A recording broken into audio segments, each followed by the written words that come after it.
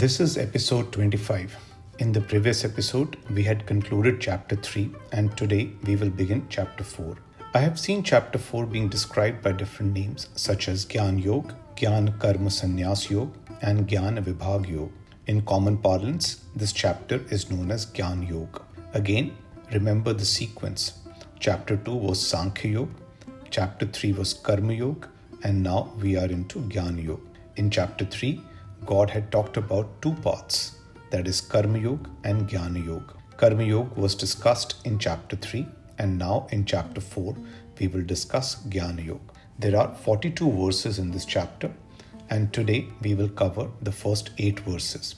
Let's go through the literal translation of these verses and then we will talk about some interesting things. I will start off with the first 2 verses which I will read together.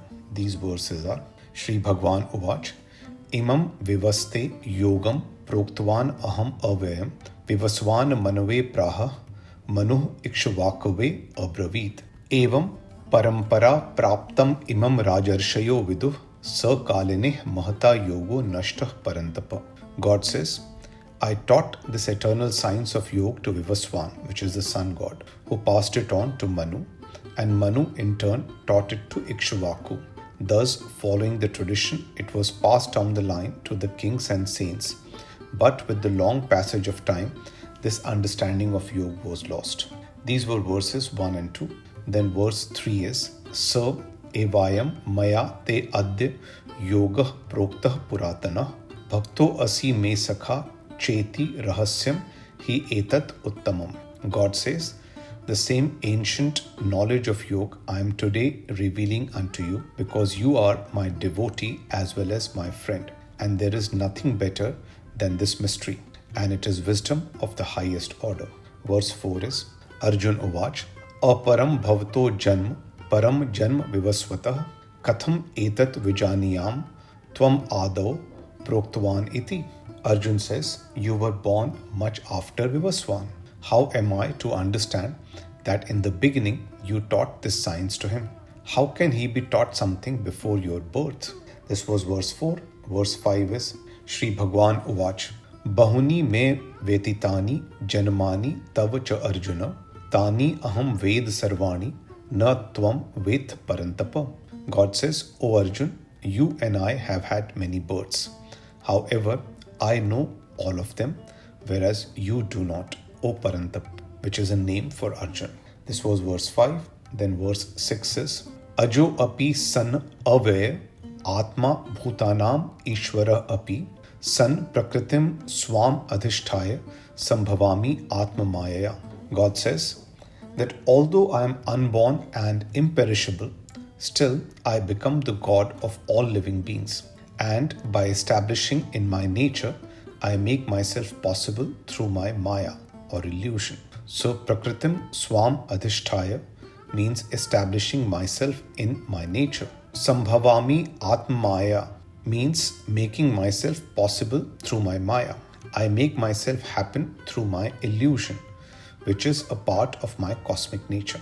This is verse 6 and I will read verses 7 and 8 together, which are one of the most celebrated verses of the Gita. Yada yada hi dharmasya glanir bhavati bharata abhyutthanam adharmasya tadatmanam srijamyaham paritranaya sadhunam vinashaya cha dushkritam dharma sanstapnarthaya sambhavami yuge yuge. O Bharat, which is a name for Arjun, whenever there is a decline in righteousness and an increase in unrighteousness, I manifest myself in order to protect the righteous, to annihilate the wicked, and to re-establish the principles of Dharma. I make myself possible age after age. So these are the first 8 verses, and verses 7 and 8 are very well-known verses. Now let's talk about some interesting things, starting with verse 6, where God says, Ajo api san avyaya atma bhutanam ishvara api san prakritim swam adhisthaya sambhavami atma māyā. Here God uses word like aj, which is unborn, and avyayam, imperishable, for himself. In chapter 2, when God talked about the soul, he used the same words for soul as well. Here he uses bhutanam ishvaro for himself. That is, I am the God of all living beings. And he uses the other words like aj, avaya, also for himself. This was my point when we were covering chapter 2, that God uses the same words for the soul as are used for himself. While discussing chapter 2, I quoted another verse, which was verse 7.24, wherein God uses similar words to describe himself. Na aham prakasha sarvasya yog māyā samavrita mudho ayam na abhijanati loko mam ajam avayam.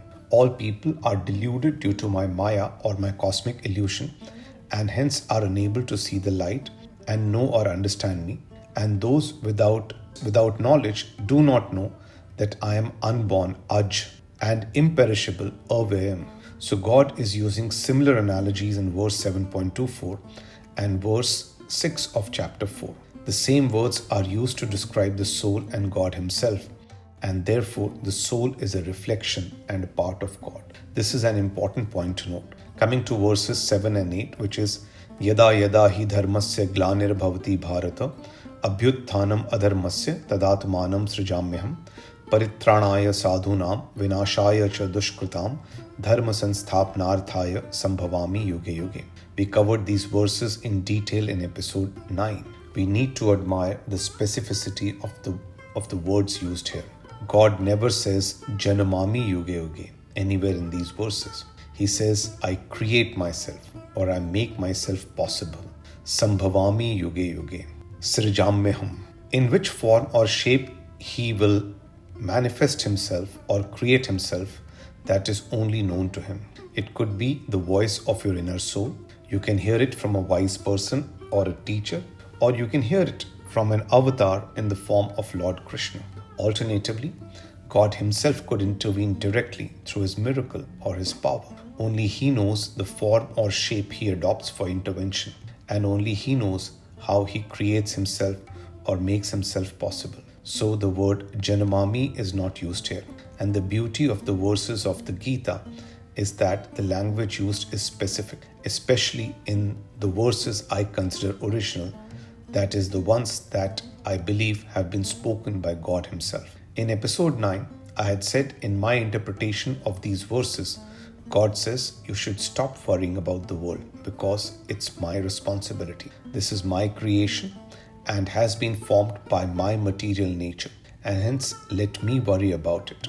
I have given you a free will, and you should be engaged in fighting the internal and external righteous battle. You should focus on trying to be happy. If you worship the devas or smaller objectives, you will get partial happiness. But if you continue on that journey and keep your focus on me while performing action with yoga, you will attain eternal bliss. So remember this and stop worrying about the world. This is also my difference from other interpretations of the Gita, wherein it is said that karma gets carried on to the next birth. And if it doesn't happen, how will God punish the one who indulged in bad deeds all his or her life? No karma gets carried, and there is no concept of punishment. I believe God doesn't punish anyone. Instead, he loves everyone. The concept of punishment is made only to keep the society in order, and it has nothing to do with God. If God wants to intervene, he will do it directly, as it is his creation. And this is basically my insistence in the interpretation of verses 7 and 8. Another manifestation of verses 7 and 8 is that God says, I manifest myself in the soul of a man to rally his or her good qualities to fight the evil tendencies in the internal righteous battle. This means it's not necessary that God will come in front of you in some physical form.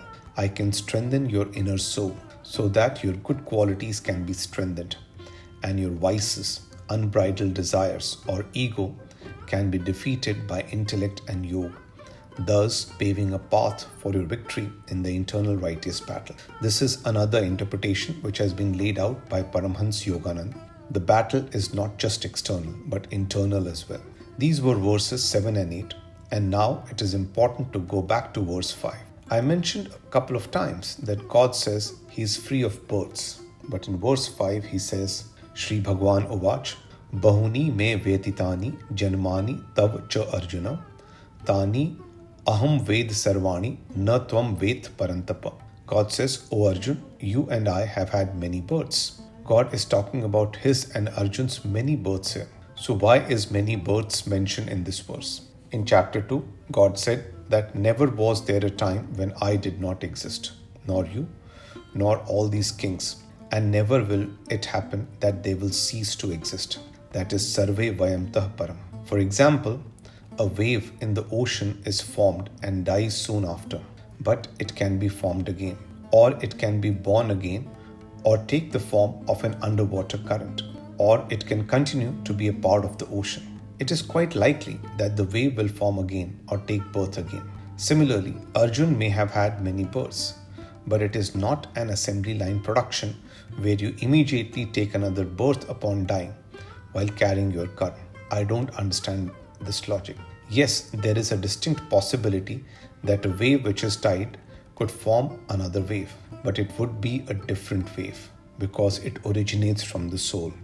The first wave is gone, the second wave is a new wave. Believing that the first wave got reborn is a myth. I don't believe in that. I don't believe in the caricature of an assembly line production.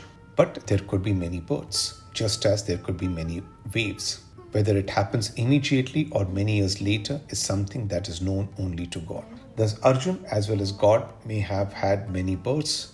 Before understanding the many births of God, it is important to understand Him. When we cover chapters 7 to 11, we will discuss how God describes Himself. Then we will talk about how God could have come into existence. Because God says He is infinite and uses thousands of words to describe Himself. So my learning is that you should believe in something that you deem right. We will come to that when we get into chapter 7 and thereafter. The last point is that some people say that God can also take the form of a human being. God can take any form, as this is His creation, so He can do whatever He wants. In one of the episodes, I said that in the corporate world, we talk about the dance floor and balcony. Here, the dance floor is this world, that is God's creation. Not only is He on the dance floor, but He is also present in the souls of other people who are also on the dance floor. He is watching from the balcony as well. There is no limitation as to the number of forms He can take. Aparamans Yoganand says that if God doesn't take a human form or doesn't meet you in the form of a teacher or a knowledgeable person or Lord Krishna, then what form does He take? Either He appears because of the voice of your inner soul, but that is difficult to hear or understand. It is difficult to determine whether it's the voice of your soul or your ego, and hence can create confusion. So what option do we have other than the inner soul? Will there be an announcement from heaven? Paramhans Yoganand says, the reality is that human beings accept learning from God when it comes in a human form. If it was in any other form, it would be very difficult for human beings to accept. Hence, God can take human form to put across or express His thoughts, which, by the way, could be a teacher or a wise man also. Hopefully, you found these discussions interesting. Again, remember, we are following the sequence Sankhya Yoga, Karma Yoga, and now we are covering Gyana Yoga. It is important to follow through the logic in which God is speaking. I will stop here. Thank you.